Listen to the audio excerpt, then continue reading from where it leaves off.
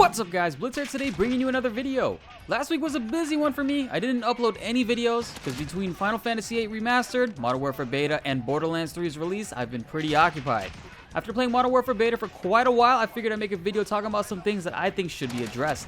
Don't get me wrong, I did enjoy the beta and had lots of fun, but there are of course some things that I hope they change to improve the experience. So, without wasting any more time, let's get into my top 5 changes I'd like to see in Modern Warfare's beta. Just remember, these are my opinions. I'd love to hear yours and what you think, so leave a comment below so we can discuss. At number 5, we can't not bring this up. The spawning system needs some work. This year's Call of Duty introduces a top map display before you spawn in and zooms into where your character is being placed. On top of that, your character always cocks his gun before you can move, which is also something new. In previous Call of Duties, if you died, you hit respawn, you can immediately skip to spawn and start moving again. But in this one, you can't.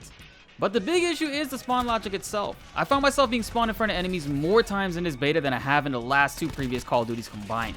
On the Modern Warfare subreddit, they even mentioned that they will be tweaking this, which is great, but I really hope they ultimately change the intro spawn animation because it takes way too long to move your character, and I really hope they actually do improve on the spawn logic. An enemy or myself should not be spawning this close together. I mean, come on, look at that. That's just ridiculous right there.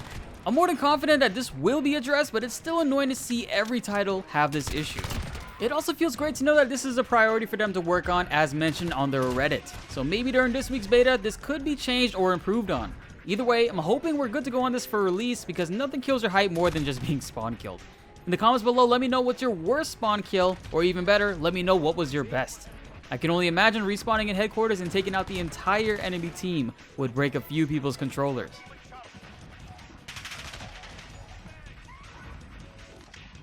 At number 4, footsteps need to be adjusted. Using sound in these games has never been an issue for me. You can expect that in a beta there will be of course some things that need to be adjusted. During the alpha, the footsteps were unpredictable at all. Now during the beta it has been improved, but your teammates' footsteps are still louder than your enemies, which is still really frustrating because you can't always tell if it's a friendly target or an enemy footsteps. With the way the UAV works in this game, you really need to depend on your ears and senses, but on top of that, the directional sounds of footsteps are very hard to pinpoint as well. This is another thing I'm sure will be addressed, but I do hope they reduce the teammate footstep sounds a little bit. I just can't wait to use dead silence. It's not a perk in this game, it's actually a field ability, so it will be interesting to see how it's used. Apparently, it refreshes after each kill and only lasts a certain amount of time. At number 3, this is a kind of weird one. This year's Call of Duty introduces a new system replacing the pick 10 for create classes. This is called the Gunsmith. The presentation of the Gunsmith is pretty damn cool and gives players a lot of options to customize their weapons to their playstyle. The only issue I have with this is that adding attachments, or at least certain ones, make your ADS aim down sight slower. Adding a red dot, extended mag, long barrel, and certain suppressors actually make your ADS slower, which is a big change from all the previous Call of Duties. This is the reason why I decided to roll with iron sights during the second half of the beta, and I found more success doing so, believe it or not. On top of the latency issues, having slower ADS can really put you at a disadvantage, especially this early on in the beta, which sucks because the system is supposed to introduce personality in these classes. And now many people, including myself, don't want to add anything into their guns in fear of being at a disadvantage. I feel like this hurts the direction that they were trying to go towards, and I don't think adding a red dot or an extended mag should lower your ADS. Yes, technically it's putting a little bit more weight on your gun, but I'm sure many of you have tried a gun with a red dot or at least one with extended mags in real life and never really felt that much slower when trying to ADS. I mean, most times, extended mags add about 15 bullets in a magazine, so it shouldn't be too much of a weight, especially for a soldier in Call of Duty. I'm just saying.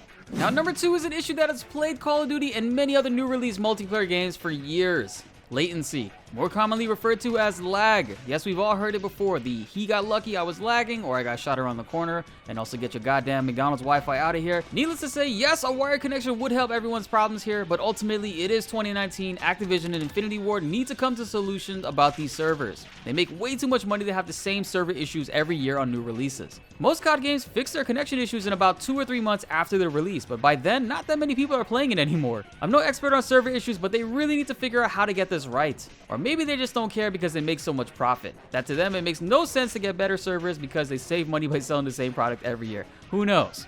But I definitely know it's not on my end. I made sure to have the best internet possible for my area, all wired connections, my ports are all forwarded, and I never experienced bad lag unless playing Call of Duty. But no worries, it's a beta, so it can only get better. Right? A lot of people have been complaining and saying that the time to kill is way too fast in this game, but to be honest, it feels great. That's not why you are dying fast. You are dying fast because of the latency. Sometimes on your end, an enemy will come around the corner, you'll get ready to shoot them, but immediately die in an unrealistically amount of time. However, once the kill cam plays, it showed that you actually walked around the corner and stood there staring at your opponent and did nothing, while he simply aimed and killed you. This has been an issue since Black Ops 1, it's always going to be an issue in these online games, also is the reason why you die around corners and can't seem to escape your enemy. We just need better servers. And in this clip, I get past the wall out of my enemy's line of sight, but I still get hit by their bullets. And bonus time, guys. It was tough. I could not think of just 5 things, so I stretched it a little bit to include a little bit more. Our first bonus is that the ghost perk should not hide you if you stay still. In previous Call of Duties, the ghost perk required you to be moving in order to be hidden from the UAV radar, which in my opinion was a great change because it encouraged players to move around and always be on the go. With Ghost in its current state, you get a lot of people holding down hallways, windows, and corners. There's just no reason for them to move, and to me, this encourages that type of playstyle. In the original Modern Warfare, you had a perk called UAV Jammer, which is basically how Ghost is in this game. So I guess they're going back to their original roots. It wasn't until Black Ops 2 came out where Ghost only hit you if you were moving, which to me is a pretty balanced requirement and encourages movement. I don't see what the issue is with how Ghost worked before. It's okay if you don't agree with me on this one, it's just my opinion.